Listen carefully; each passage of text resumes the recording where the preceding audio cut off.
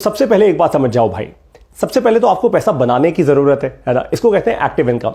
अब पैसा जनरली बनेगा जब आप कोई सर्विस या प्रोडक्ट अपने कस्टमर को दोगे, कस्टमर आपको उसकी पेमेंट करेगा, ऐसे आती है एक्टिव इनकम आपके पास। हाँ, वो बात अलग है, आपको कहीं सड़क पे पड़े हुए खजाना मिल जाए, आपकी किस्मत अच्छी हो, लेकिन ऐसा होने नहीं वाला। तो आपको एक्टिव इनकम तो बनानी होगी। तो सबसे पहले आपको यह सोचना है कि मैं ऐसी क्या सर्विस या ऐसा क्या प्रोडक्ट डिलीवर करूं अपने कस्टमर को कि कस्टमर मुझे उसकी पेमेंट करे। सबसे पहली बात। अब दूसरी इंपॉर्टेंट चीज यह है कि आपने जो एक्टिव इनकम कमाई उसको आपने किन एसेट्स में लगाया। एसेट्स में देखो भाई, दो प्रकार की चीजें होती हैं फाइनेंशियल टर्म्स में, जिसको हम कहते हैं एसेट और लायबिलिटी।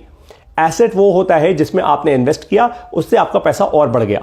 लायबिलिटी वो चीज होती है जिसमें आपने पैसा इन्वेस्ट कर दिया लेकिन वो आपके ऊपर एकदम एक मुसीबत की तरह चढ़ गई, उसको कहते हैं लायबिलिटी, राइट, जिसमें आपका केवल आउटफ्लो जाता जा रहा है। तो अब तीन इंपॉर्टेंट एसेट्स ऐसे कौन से हैं जिसमें अगर आप इन्वेस्ट करेंगे तो पैसे से पैसा बनेगा।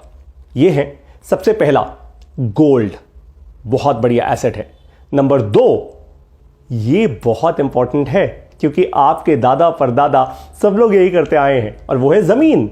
भाई जमीन की वैल्यू फंडामेंटली अगर कभी कभार मार्केट क्रैश करे, नीचे जाए भी, तो भी जमीन की वैल्यू बढ़ती ही रहती है, जमीन कभी गिरती नहीं फंडामेंटली, राइट। तीसरा और सबसे क्रिटिकल ऐसा एसेट जिसकी वैल्यू आपके हाथ में है। देखो भाई, गोल्ड की वैल्यू आपके हाथ में नहीं है।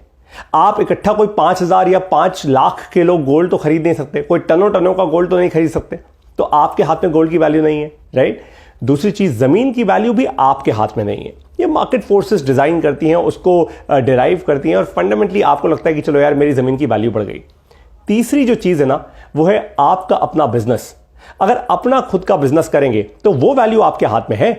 जैसे आज मैं अगर MBA प्लस की ऑडियो लाइब्रेरी बना रहा हूं, आने वाले 2 सालों में हम दुनिया की सबसे बड़ी ऑडियो लाइब्रेरी बना चुके होंगे, और आज हम भारत देश की हिंदी भाषा की बिजनेस सीखने की सबसे बड़ी ऑडियो लाइब्रेरी है।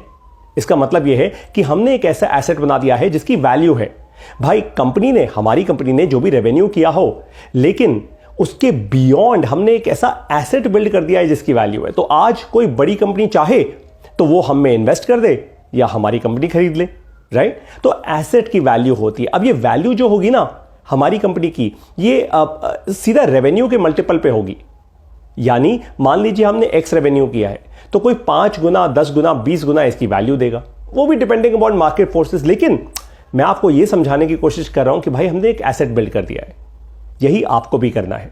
अब इस एसेट की वैल्यू हमारे हाथ में है। हम जितना अच्छा इस कंपनी को बिल्ड करें, जितना कॉस्ट उतना कम रखें, कस्टमर को जितनी अच्छी सर्विस दें, जितना इनक्रेडिबल प्रोडक्ट कस्टमर को दें, उतनी ज्यादा वैल्यू बनेगी। ये बात क्लियर है, राइट। यही आपको भी सीखना है कि बिजनेस, अपना बिजनेस, खुद का बिजनेस एक ऐसी चीज होती है, एक ऐसा एसेट होता है जिसकी वैल्यू आपके हाथ में। आप अगर अच्छे से कस्टमर्स को सर्व करेंगे, रेवेन्यू बढ़ाते जाएंगे, नए नए कस्टमर्स आते जाएंगे, आपके बिजनेस की ना फंडामेंटल वैल्यू ऑटोमेटिकली बिल्ड होगी।